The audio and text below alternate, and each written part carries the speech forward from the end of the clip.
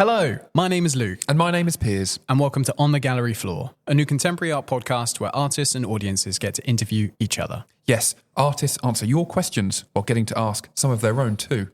By bringing you closer to the artist and the artist closer to you, we hope to transform contemporary art's reputation from an inaccessible conundrum into an ordinarily relatable experience for all. So, get your questions ready and meet us on the gallery floor.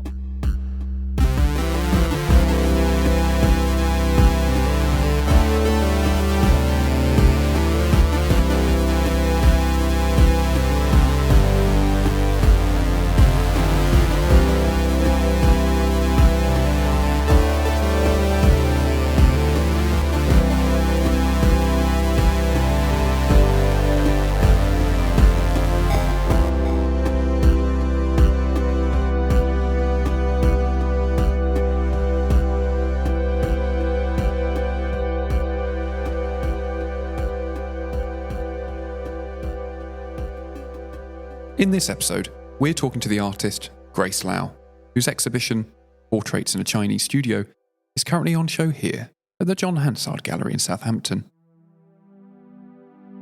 Earlier this year, Portraits in a Chinese Studio came to the Marland Shopping Centre in Southampton. Grace's art project involved photographing the general public inside a recreated Victorian Chinese portrait studio and encouraging them to think about how people, in particular Chinese people, have been represented in portraits throughout history. For the Victorians, Chinese people were strange, rare, exotic. Today, Grace's project challenges and updates old Victorian practices to include ordinary people from different backgrounds, redefining the term exotic. Public members could and would pose as they were, wearing whatever clothes they had on, be that suit or tracksuit, alongside their mundane accessories such as shopping bags, coffee cups, and bikes. But they couldn't smile, just like traditional Victorian photographs. By mixing the old and the new, by flipping history on its head, Grace shows that our strange individual lives, rather than race, is the contemporary equivalent of exotic. Now, at John Hansard Gallery, you can see a small collection of the portraits taken from this year that highlight the diverse range of Southampton's contemporary society, featuring friends, families, skateboarders, and dogs. Portraits in a Chinese Studio is showing until the 28th of October, 2023. Well, hello Grace, and thank you very much for joining us today. We are here on the mezzanine, surrounded by your portraits. Thank you for having me. It's great to have you. So, we have some questions for you, and you have got some questions for us, and we've got some questions from our lovely audience. Are you ready? Yes. Well, let's get into it then. Grace, our first question is, how did Portraits in a Chinese Studio begin? The concept began many, many years ago when I was doing some research for my first book, which is about how Westerners pictured the Chinese during the Victorian era. When Westerners went out to China, they took a number of photographs of the Chinese, but always in a stereotypical pose, with stereotypical clothing and reinforcing the exotic other. So they were photographing opium smokers, beggars on the street, courtesans with bound feet, and all the things that you would expect Westerners to be fascinated about in the Far East. So I picked up on several photographs from collections and archives in the museums, and wrote my book on picturing the Chinese, which came out in 2008, but unfortunately it's out of print. And then a little bit later, while I was in Hastings, looking around where I live and observed that there were many, many diverse communities in Hastings, I thought, well, I'm Chinese, I'm a photographer, why can't I turn the tables on this whole concept of the exotic other? I can photograph the exotic British. So I approached the Arts Council, who were very kind to fund me for this project, and explained to them that it was a public project which would involve all the public if they came in and posed in my portrait studio, which I then reconstructed in a very oriental design with a fabulous backdrop and various pieces of oriental furniture. And then I set this up on the seafront in Hastings in an art gallery where people would pass by and notice this rather exotic setting right on the middle of the seafront amongst the fish and chips and the Kiss Me Quick shops and so on. And indeed, it did attract a vast crowd of people who came in, and I photographed them. This was during the summer of 2005, yes. And I managed to acquire 400 portraits in 4 weeks, during summer. Wow. And then we edited them, myself and the editor of a book that eventually came out called Portraits in a Chinese Studio.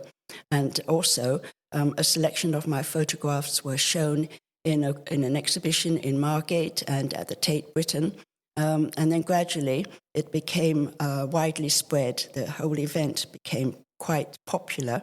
And John Hansard Gallery also displayed my images.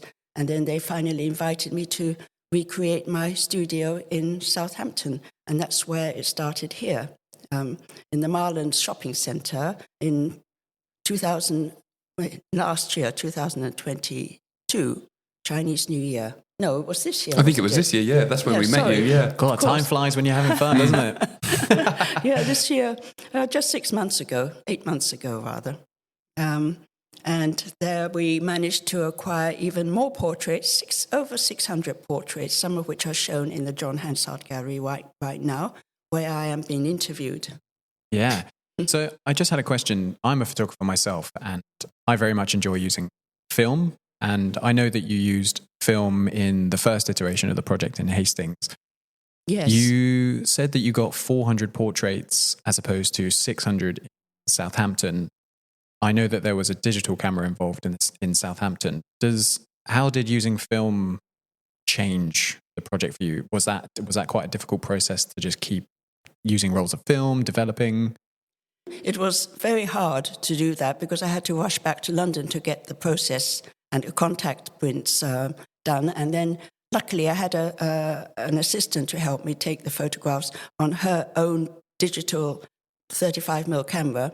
And those digital images were sent to my subjects. So I kept the film contacts and the negatives, and I used those for the exhibitions. Wow. Here in Southampton, we use the digital all the time, and because digital process has improved so much, we could actually enlarge them into these portraits that you see now hanging in the gallery. Yeah. Do you still have all the rolls of film? I do. I have all the negatives. I have all the contact prints. And there's not that much difference between them, to tell you the truth. The film portraits are slightly more subtle, I would say. Mm-hmm. That's the main difference. Okay. The tonal range is more subtle, whereas the digital ones have been sharpened up slightly during the digital process. But other than that, there isn't very much difference. And actually, it's not so much the process that matters. It's the whole concept, the whole collection, the narrative, and the people that poses for me. Mm-hmm. Can I just ask quick, which film did you use in Hastings? Do you remember? Yes, I used Kodak Portrait. Yep. Portrait, it was 400. Ooh, nice. A very nice, medium format. Mm-hmm. Very fine film indeed. Yeah, good choice. So we just had a little discussion there mentioning portraits, but what makes a successful portrait to you? Well, it's funny you should say that, because at first I thought it was just, the representation of the person I'm taking a picture of, but it isn't. It's an interaction between the photographer and the subject. And also it's the performance that's given by the subject. And I think the photographer herself or himself has to direct the whole process and let the subject take over and project their identity. And then it becomes a kind of a dialogue between the photographer and the subject. And then it's really an organic process. Sometimes you get a very good portrait in the very beginning. Sometimes it takes about 5 minutes for the person to actually relax or to project the image that the photographer is aiming for. But whatever it is, it's a dialogue between the two, and it's a performance that matters. Also, the performance between the two. There's a space between the photographer and the subject. That space is very important because it allows interaction to take place. Yeah. So it's like a public space. Mm-hmm. And does that conversation with the subject, does that begin after the picture has been taken or before? Do you like having a conversation with your subject beforehand? I usually tell them a little bit about this project beforehand. I just ask for their name and perhaps what they do, and I mention that I like the hat they're wearing or the dog that they brought with them or something like that, just to make them feel a little bit at ease. And then I'll just allow them to perform, really. Wow. But I kind of have to direct them because, like I was telling everybody, to sit still and look straight into the camera and not to smile, just like the Victorian portraits were taken. And they like that. I think everybody loves to perform, and particularly if there's a camera in front of them. There are people that are a bit reluctant to kind of sit the pose that I want them to sit. So they fidget or they laugh or they ask me, why do I have to sit like this? But if you give them a minute or two, they very easily fall into the pose and they just adapt themselves to the whole situation. And then they feel very happy about it afterwards when they see the picture. Yeah, because there's something quite interesting about someone that is dressed in a very particular way.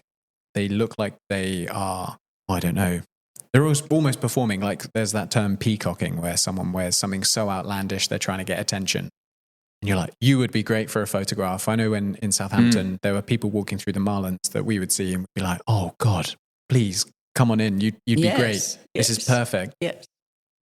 And then at the same time, they turn around and like, oh no, I don't want my picture taken. I can appreciate that might just be that they don't want their photograph taken. But at the same time, you're wearing such magnificent clothing. It's so obvious and so visual. And you don't want to embody that in your own portrait. It's interesting. Yes, that's interesting. But I think it's how you approach them. If you go up to them and say, oh, I do love your outfit. You look absolutely fabulous. I'm doing an art project. Would you like to be in my art project? And then you can have a portrait afterwards.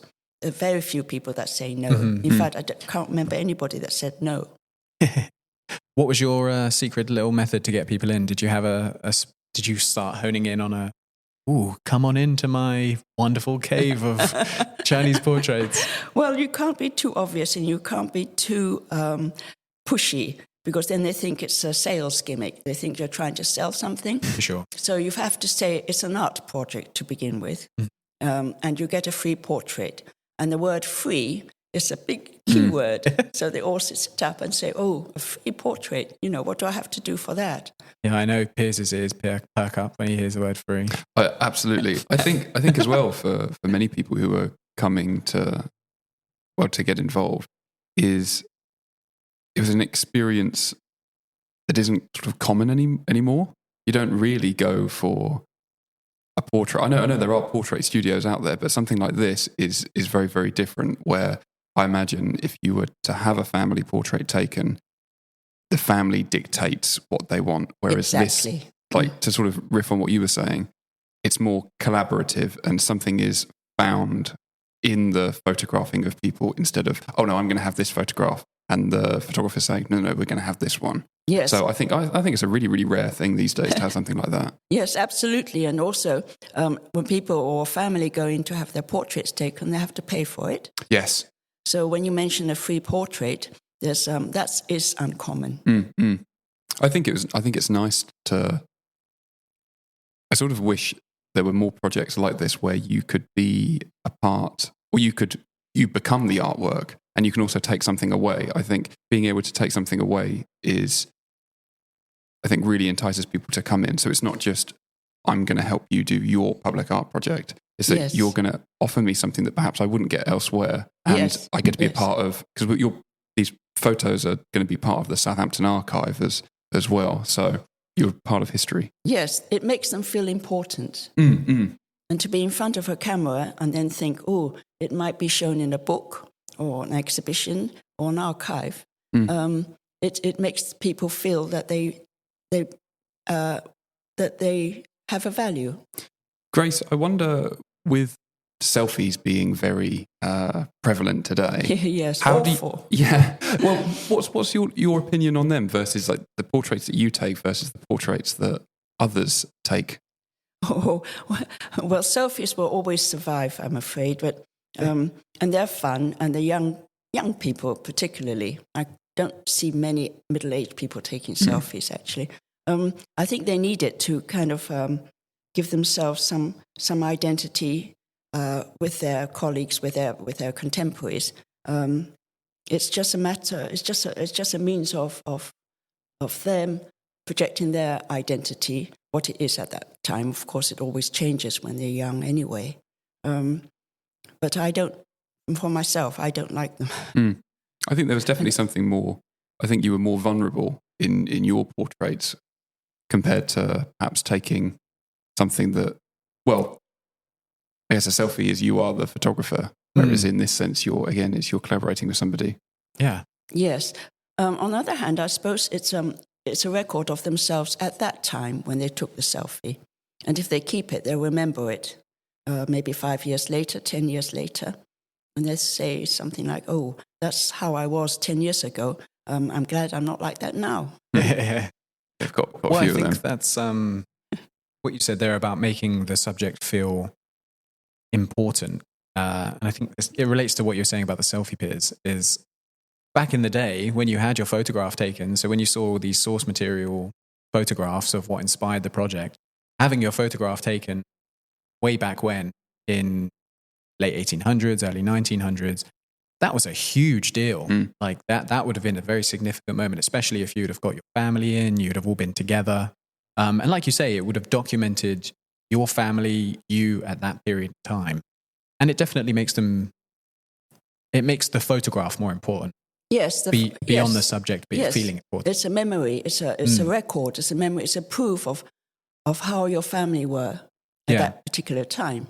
Yeah, and particularly if one member of the family has passed away or has left for some reason, it brings back memories. Definitely. And I think selfies, I don't know. Like you're saying, yeah, they are the photographer. I've never even really considered it in selfies. The person taking it is the photographer. It kind of dilutes the importance of the memory, I think, a little bit. Yes. Not to say that people shouldn't take selfies, I'm not saying. If I could add to that as well, I'd probably say, in terms of selfies, even though they're taken by, well, it's a self-portrait, but who are they really for? Are they for you or are they for others? And I wonder in your portraits, yes, you could say it's for public art, it's for the archive. But in a way, you really are coming in and doing it for yourself. It really is, it does serve your family memory as well. Yes, it's selfies are a record of how you want to be at that particular moment in time. And mostly, I think the young generation do it for their friends, to prove to their friends that they do look as beautiful as they do at that particular time. I don't really know. I think it'd be interesting to go and interview some of these people who take selfies on the streets, as it were, and ask them what they do with it afterwards. Do they keep it as a memory, or do they delete it, or do they manipulate it and make themselves look even better? I don't know. Oh, I know for a fact people definitely make themselves look better. I do. I adhere to mine. I don't think that adds to your beauty. Oh, thanks, Grace. Stop it. Piers, would you like to carry us on with number 3? Yes, so Grace, our last question is, why do you think public art is important? I'm glad you asked me that, because the answer just came to me at breakfast this morning. I had a spark time. What do you call it? Light bulb moment. A light bulb moment. That's it. And I wrote it all down over my egg and bacon. Ooh. I'll read it out to you. People connect to their public space through interaction. They perform in their space, even if they're unaware of it, and they enliven the space. art allows them and encourages them and raises awareness of the aesthetics of the public space around them and everywhere. And that's just a summary of what I think is important of public art in public space. Mm. Yeah, that's wonderful. Did you write that down in ketchup over the top of your bacon and eggs? Yes, there are coffee spots all over it. So being quite self-aware of your performance, your social performance, is that something you are interested in more so? And have you done more projects around that? Or is that really rooted to portraits in a Chinese studio? I suppose because this project has gone on for the last almost 20 years now, I'm so connected with it. I can't see myself in another role apart from being a portrait photographer. But I have to say it empowers me as well, being behind the camera and kind of giving directions, especially to big macho men who walk in with their motorbike gear, for instance, like I had in Hastings, and who wouldn't sit down and who fidgeted all the time. Until I finally said, I'm not taking your portrait until you obey me. Did they comply? I think they did. I think they actually rather liked submitting to me.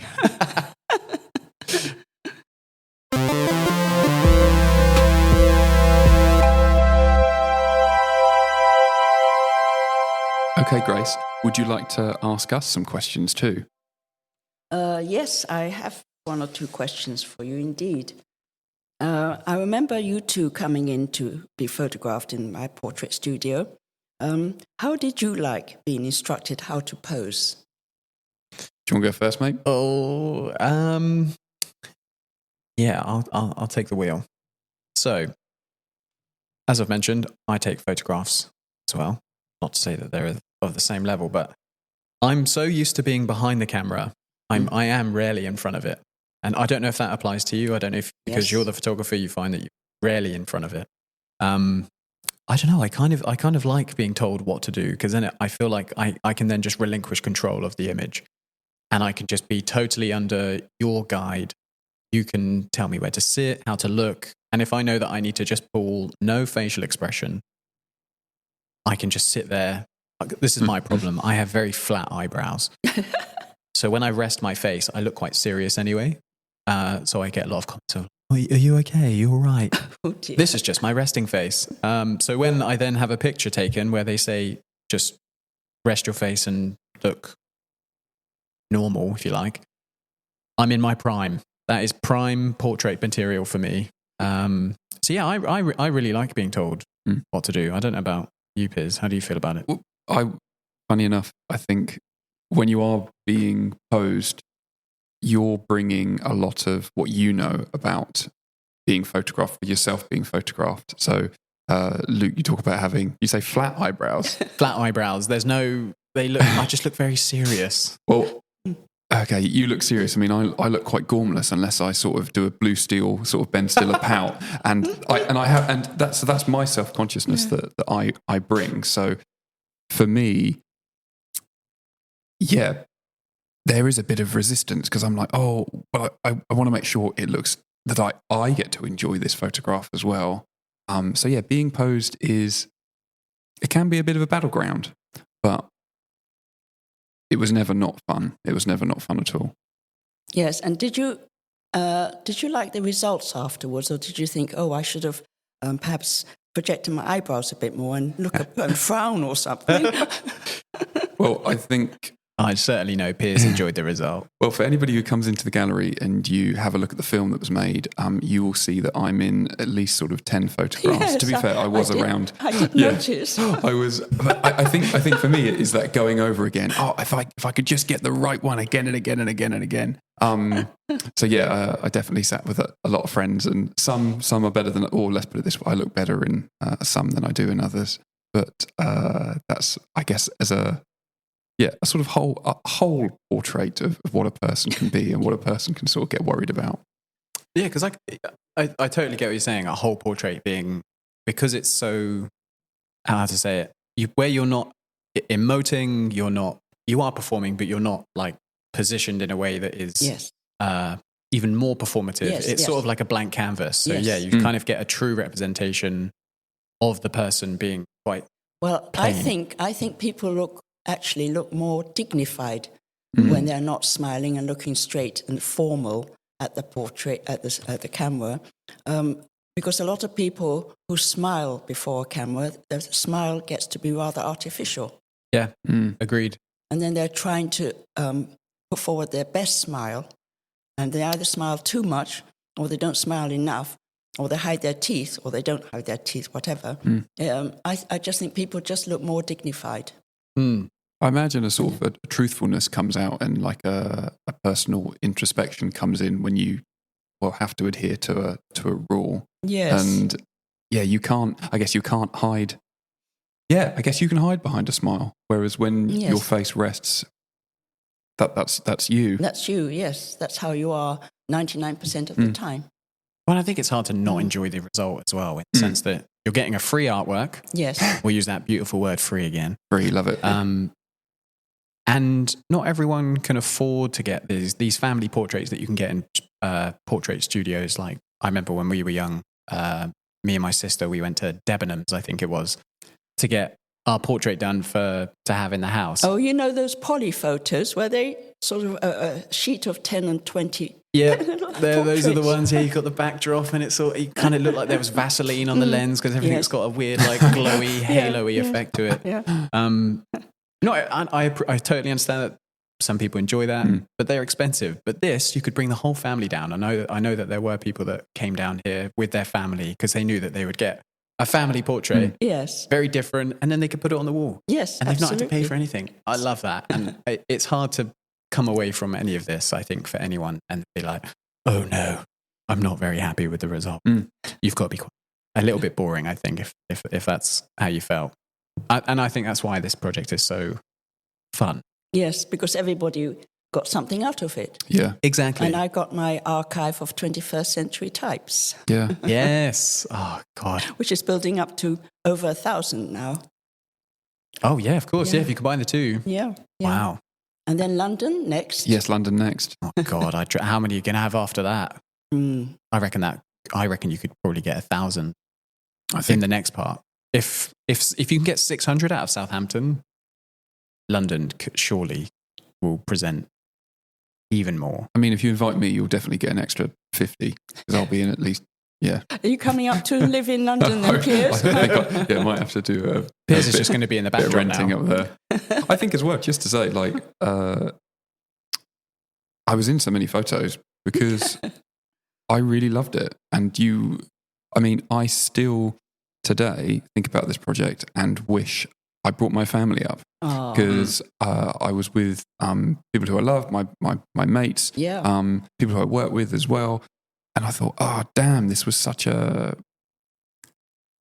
great experience. This is like a whole lifelong thing. Hopefully, if we live to a ripe old age, we can say, no, look, this was my family photograph. Yes. It's really, I think that it's rooted so much in a tradition, and builds on a tradition that I don't see much of today, and that you get to play. That it's quite formal, just makes it special because it's so of a time, but so sort of weird in this time because it doesn't happen. So yeah, I want to see more of these.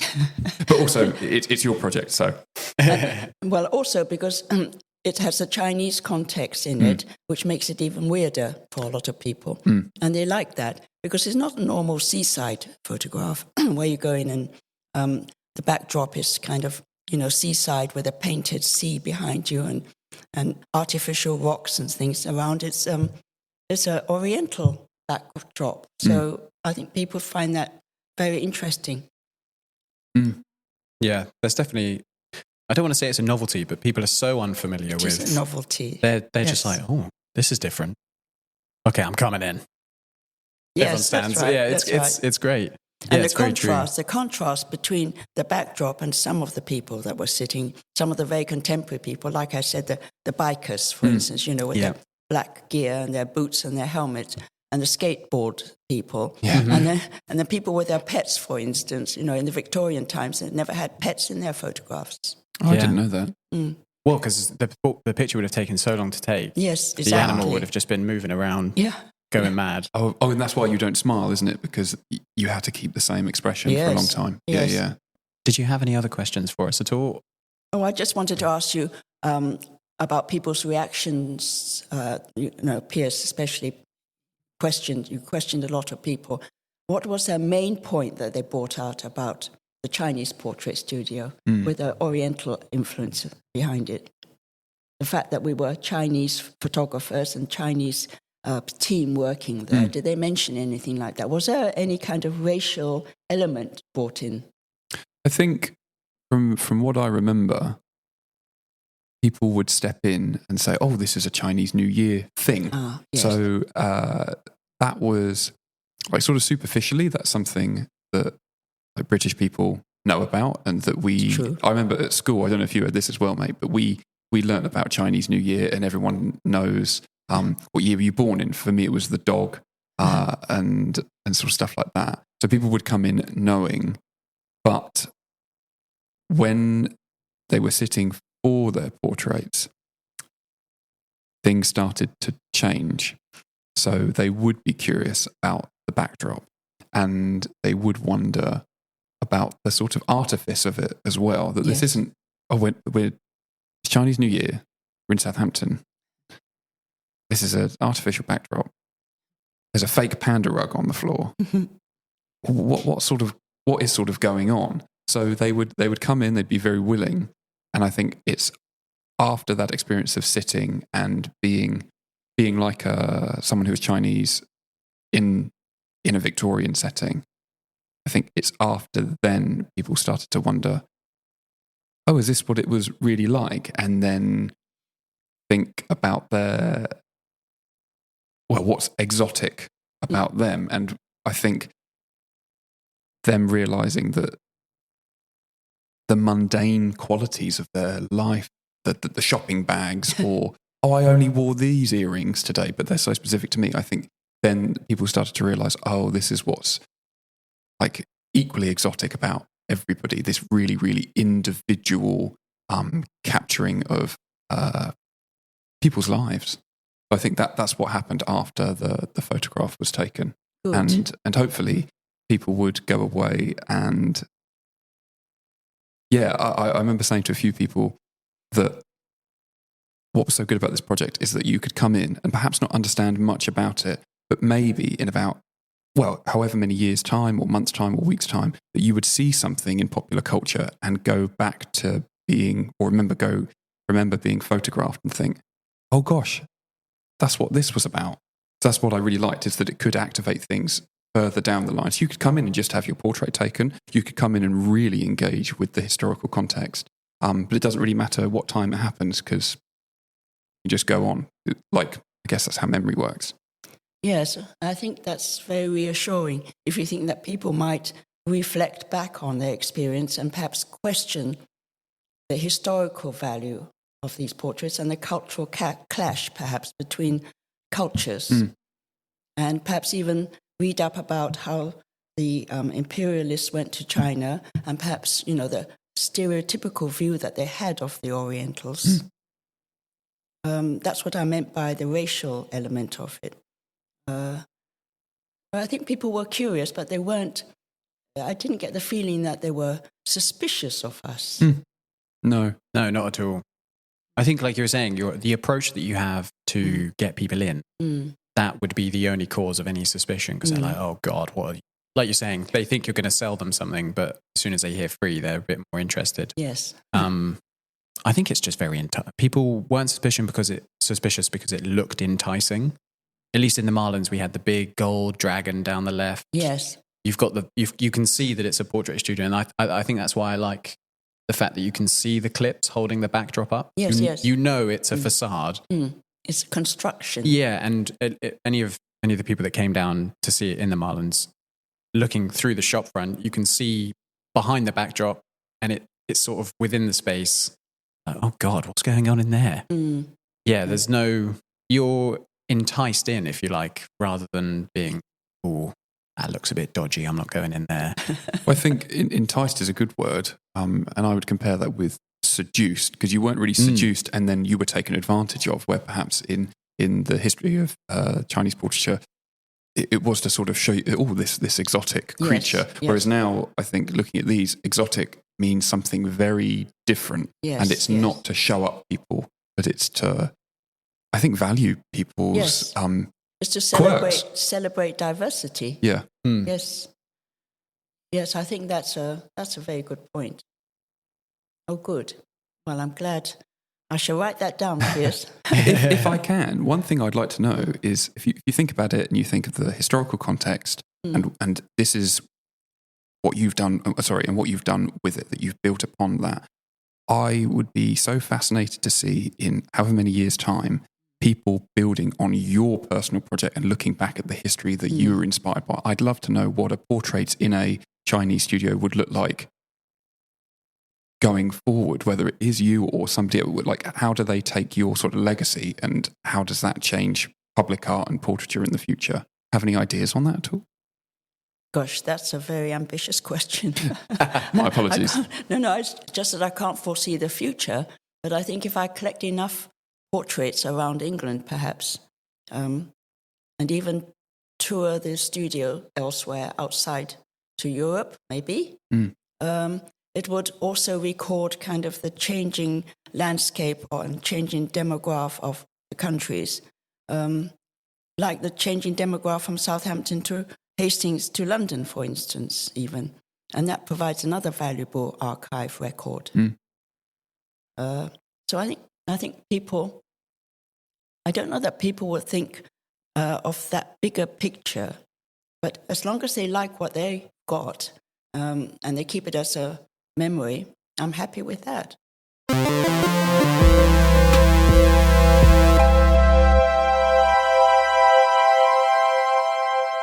Are you ready for the questions from the magical bowl, Grace?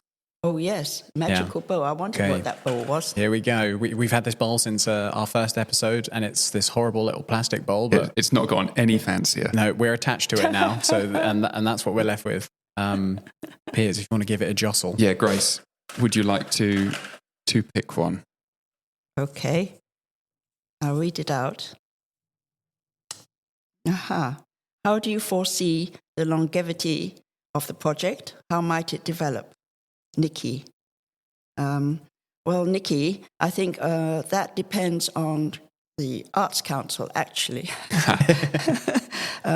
Because I can see it going on and on and on. I can see it going on beyond my own life, in fact, as long as it can be funded for.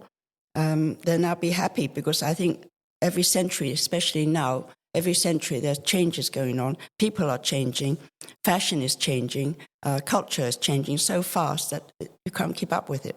But if people are willing to have their portrait taken in my portrait studio, that at least would provide a record of the then and now, or present and now, or whenever. So let's go for it, Arts Council.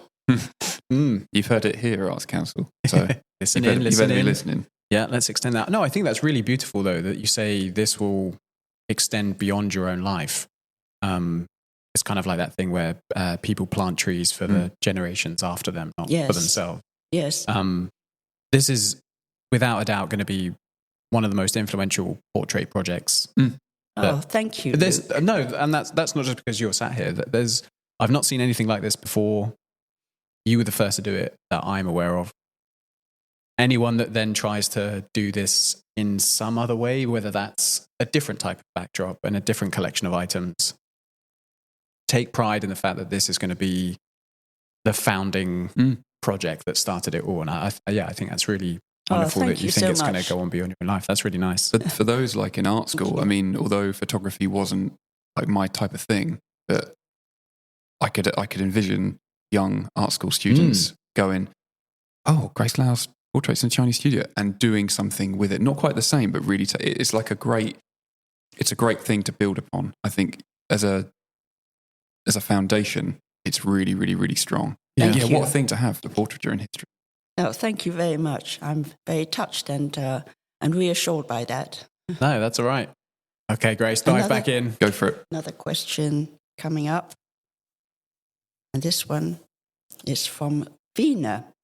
And she says, looking at all the elements of your portrait studio, is there anything you would do differently if you were doing this for the first time? Is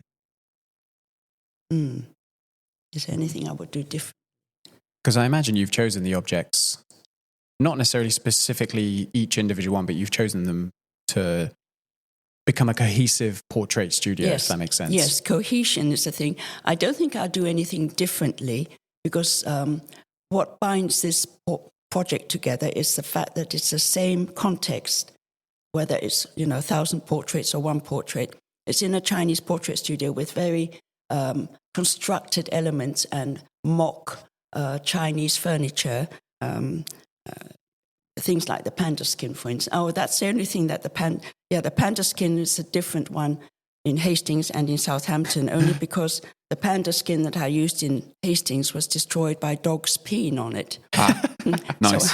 So I had to keep washing it, and it disintegrated the last wash. So we had to quickly find a new panda skin for Southampton, and luckily the team found one on Amazon. I remember it coming into the office, and I was like, good God, what is that? And then they laid it out on the table, and I was, okay, it makes more sense now. Would you...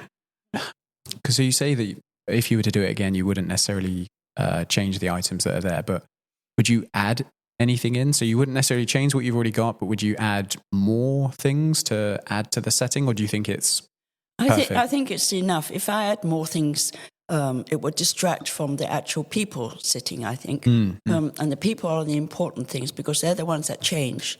Yes. The context never changes. And that binds the whole project together as a narrative. Yeah. I guess it would be a different project, wouldn't it, if things changed? Yes. Yeah. They might look a bit worn from... And also, I think the clock changed from Southampton to Hastings because that clock got smashed in Hastings when I was taking it home. Oh, no. So I think we found a new clock. But apart from that, it's all the same. I'm just curious now. I'm trying to look at the pictures in front of us. The clock, the clock was working. I was wondering if it was stuck on like one particular symbolic time like you get in certain films. Oh, yeah, for sure. No, the time is changing in all of them by the looks of it. That's a nice detail.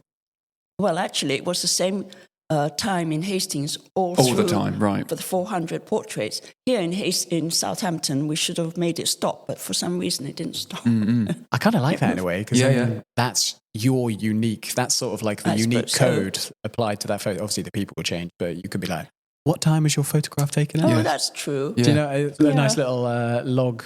Way of logging them. I mean, that is if the clock was set to the right hours. So 2 a.m. in the morning. Yeah, very nice. Okay, Grace. Another Here question. We go. Right. This one is from Ben, and it says, he asked, could any of these parts, for example, individual images, exist independently as artworks in their own right, or do they need to be part of the wider project? Oh, definitely they need to be part of the wider project. If I presented just one portrait, I think people would be a bit interested, but they wouldn't be fascinated, and they wouldn't read it as a whole. The series has to be read as a whole. It's the 21st century types, plural, and not singular, because the types are, they depend on each other. Yeah. So I think the more the better. It wouldn't, I suppose each individual family that posts will, they'll keep their own portrait, of course, and that's theirs in their home or wherever. But for myself, I need to have the series as cohesive as possible and not independent artworks. Yeah, because I guess once you have your portrait taken, take that away, that exists on its own in your life. But for you, the project owner and creator, they need to exist as a family, if you like. Yes, a family. It is a family of mankind. And at that moment in time as well, like you said earlier, Piers, this collection of images from Southampton will go into the Southampton City Archive. And it does cement this year, that month, those couple of weeks. In the Marlins Shopping Centre. In the Marlins Shopping Centre in Southampton at this moment in time. I just think that's really cool. I'd love to see all of of the portraits together, like one. Like you'd have the Grace Lau Museum, and you'd go and you'd see all of the. I think that'd be. I wonder how that would work, like fitting near 1,000 portraits in a place. But that would be something really incredible. Well, that would be, say, 2005 in Hastings to 2023 in Southampton, and then 2023 in London too. It would be cool if we can move it on to 2030, for instance, somewhere else in Albania, perhaps. Yeah, wow. Because the clothing you would see would be. I don't know if that's maybe the most changing element is what people are wearing, rather than because people still look the same. If you went back 100 years, physically, in terms of their biology, they will look the same. But it's the clothing that they're wearing that's more obvious. Yes. Would you add temperament into that? Because I mean, did you notice any differences between Southampton residents and Hastings residents? Anything that really stood out, or was it, as Luke's saying, it is all quite similar? We are a boisterous bunch, I'll be honest. Yes. Well, the thing is, season dictates what you wear. And in Hastings, it was summer. So I had girls in bikinis, I had men in shorts, and there were, some men who were topless, of course, who came in straight from swimming in the sea. I didn't get that in Southampton, not in February. You'd be surprised. Maybe they just didn't come in. Yeah, we tried to hide those ones. That's a shame. Okay, Grace, we'll do one more question. Okay. Let's do this one, which is from Kirsten. What's the most unusual or most memorable thing that happened during the time spent on your photographs in the Chinese Portrait Studio project? Good question. Well, there are so many important moments and unusual moments, but I guess one of the most unusual moments were when a couple came in Hastings. This was a couple of very formal English people, man and wife, came in with their 5 dachshunds. They had 5 dogs, dachshunds. They don't have children, but they have 5 dogs. And these dogs were very rowdy and they misbehaved. And they wouldn't sit still for their portrait. Although the man and his wife sat very still and formal and didn't smile at all, and that was fine. But they just couldn't get their dogs to sit still. The dogs were the ones that peed on my panda. So I got very impatient, and actually after 5 minutes, I just stood back and I barked at the dogs. I went, wow, wow, wow, very loudly. And the dogs all stood up and looked at me in great surprise, and the couple burst out laughing. But I got my picture. Fabulous. Yeah, nice. The Good dogs for you. were very still and serious, but the couple were laughing. Oh no. I guess that's the joy of film is that you can't then necessarily, you could potentially splice those images once you've scanned them in, but that's a nice record of one extreme to the other. Yes, exactly. No, I wouldn't want to change that. That was the moment. Yes. Yeah. No, that's wonderful. Well, I think that brings us to an end for the questions. Yes. Grace, thank you. What an absolute pleasure to have you on our podcast. Well, thank you, Luke, and thank you, Piers, for having me here. Yeah, thank you so much. It was a great pleasure, and I enjoyed Southampton very much. In fact, if I didn't live in Hastings, I'd move down to Southampton. Oh, well, we'd love to see you become a resident. Yeah, put that on a billboard. That will. Southampton needs stuff like that. So, Grace, thank you very much. And yeah. Well, hopefully see you in 2030 for the next project. Yes, indeed. You can take 10 more portraits, Piers. Oh, yeah, 20. Oh, Piers. Thank you. Thank you. Bye. Thank you very much for listening. If you would like to learn more about the On the Gallery Floor podcast, then please visit jhg.art. And you can also connect with us now on Instagram via the handle @OnTheGalleryFloor. So please do send us a message if you've got any questions, or, hey, even if you'd like to work with us.